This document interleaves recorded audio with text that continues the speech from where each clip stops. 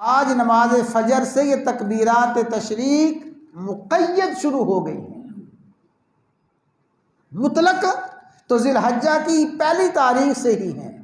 मुतलक का माना बग़ैर किसी ख़ास वक़्त के और बग़ैर किसी ख़ास कैफियत के चलते फिरते उठते बैठते अल्लाह ताला की तारीफ़ व तौसीफ़ करते रहो, तकबीर पढ़ते रहो, अल्लाह की बड़ाई अल्लाह की अज़मत बयान करते रहो, उसकी सना के गीत गाते रहो।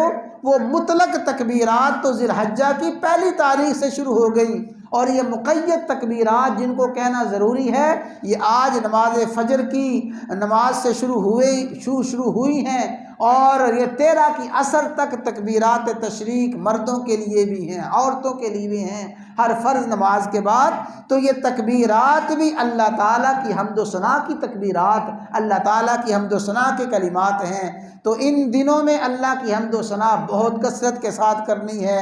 आज के दिन अल्लाह ताला की बारगाह में बख्शिश का, मग़फ़िरत का सवाल करना है।